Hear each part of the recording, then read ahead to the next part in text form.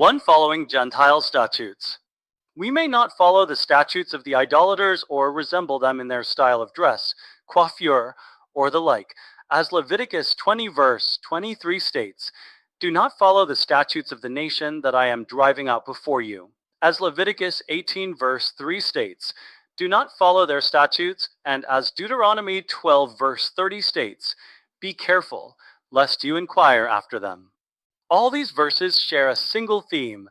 They warn us not to try to resemble the Gentiles. Instead, the Jews should be separate from them and distinct in their dress and in their deeds, as they are in their ideals and character traits. In this context, Leviticus 20 verse 26 states, I have separated you from the nations to be mine. Thus, one may not wear a garment which is unique to them or grow the tresses of our hair as they do.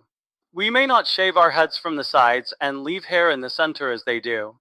This is called a bloret. We may not shave the hair on the front of our faces from ear to ear and leave a growth at the back of our heads as they do.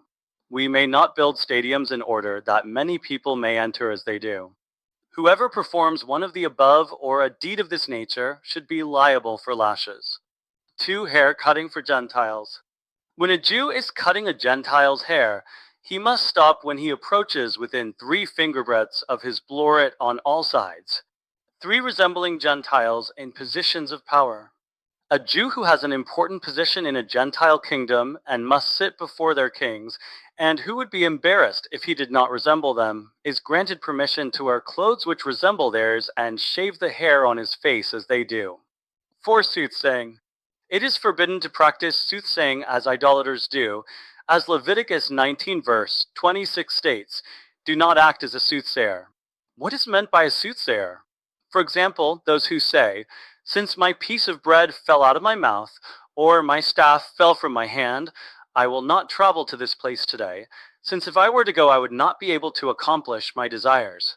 Since a fox passed on my right side, I will not go out of my door today, since if I were to go out I would meet a deceiver. Similarly, this category includes those who hear the chirping of a bird and say, this will happen or this will not happen. It is beneficial to do this, or it is detrimental to do this. Also, it includes those who say, slaughter this rooster that crowed like a raven, slaughter this hen that crowed like a rooster. Similar laws apply to a person who sets up omens for himself, e.g., if this and this happens, I will do this. If it will not happen, I will not do it, as Eliezer, the servant of Abraham, did, and the things of the like. All this is forbidden. Anyone who does one of these things because of such omens is liable for lashes. 5. Permitted considerations of omens. A different ruling applies when a person says, this dwelling which I built will be a good omen for me, this woman whom I married, or this animal that I purchased was blessed. From the time I purchased it onward, I have become rich.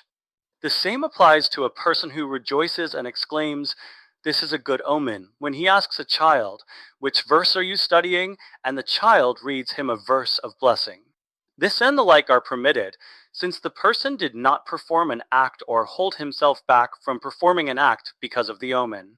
All he did was consider something that had already happened as a sign. 6. Divination. What is meant by a diviner? This refers to a person who performs certain deeds to cause him to fall into a trance and have his mind cleared of all thoughts until he can predict the future, saying, this will happen or this will not happen, or saying, it is proper to do such and such.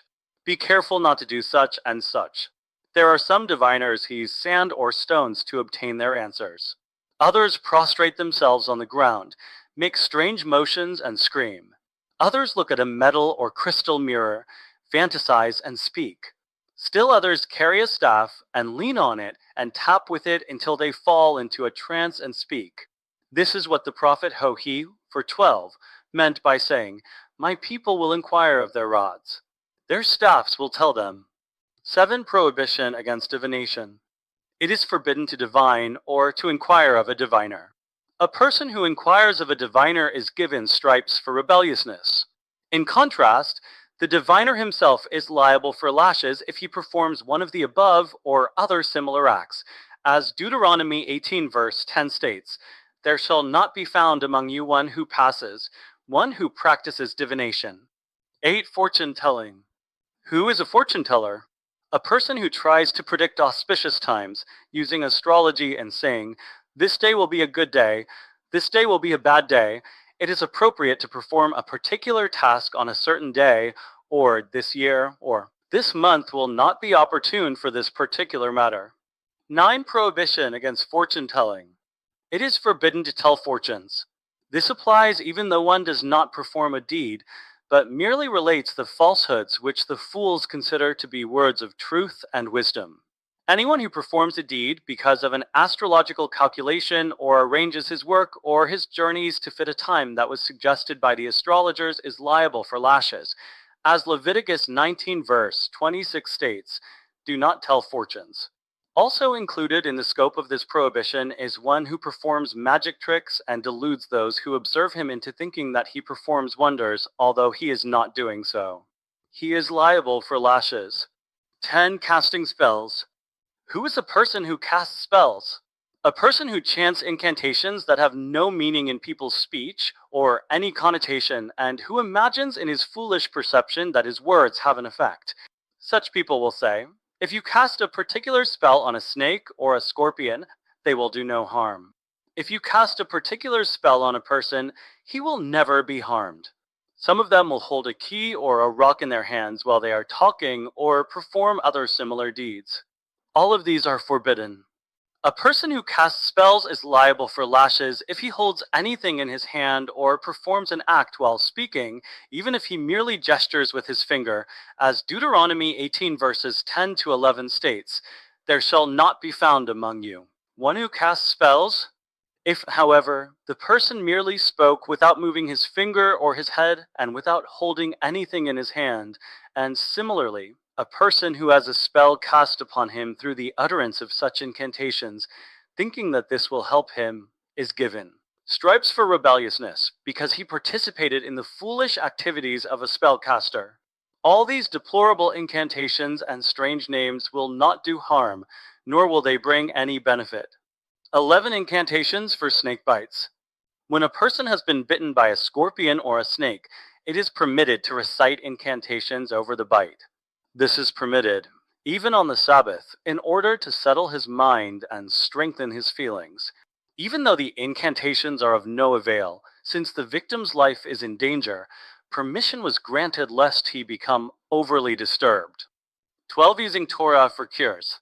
A person who whispers an incantation over a wound and then recites a verse from the Torah, who recites a verse over a child so that he will not become scared, or who places a Torah scroll or tefillin over a baby so that he will sleep, is considered to be a soothsayer or one who casts spells.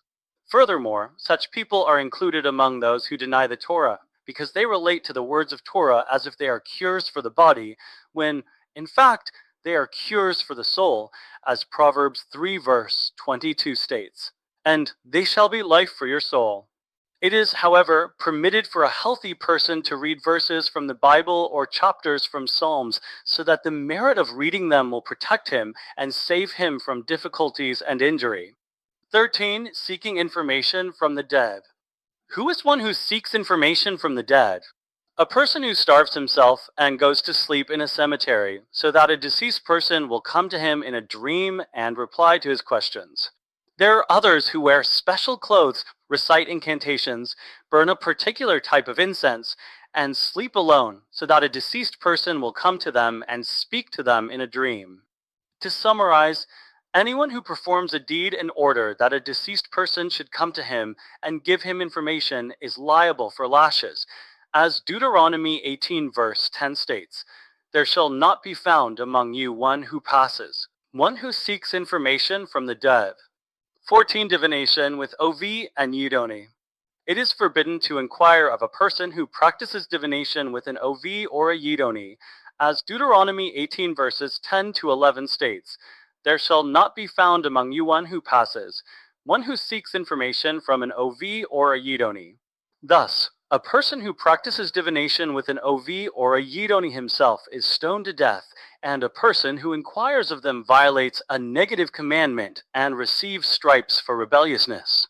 One who plans his deeds and acts according to their instructions is liable for lashes. 15. Sorcery. A sorcerer must be condemned to execution by stoning. This applies when he commits a deed of sorcery. If, however, he merely deludes those who observe him into thinking that he is performing an act although he actually does not, he is given stripes for rebelliousness. The reason is that the prohibition against sorcery is stated in the Prohibition Deuteronomy 18 verses 10 to 11. There shall not be found among you one who practices sorcery.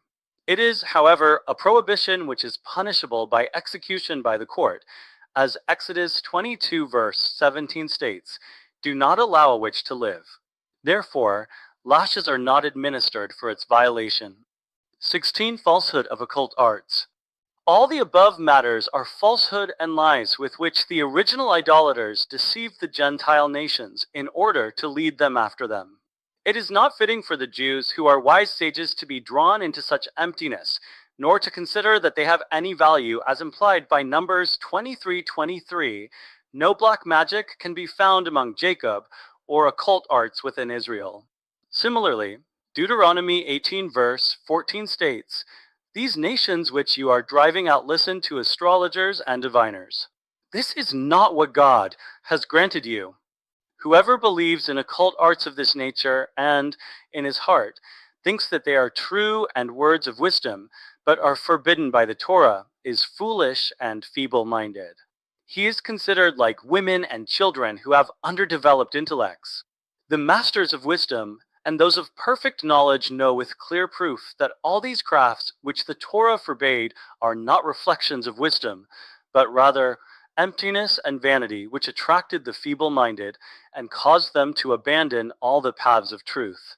For these reasons, when the Torah warned against all these empty matters, it advised Deuteronomy 18 verse 13, be of perfect faith with God, your Lord.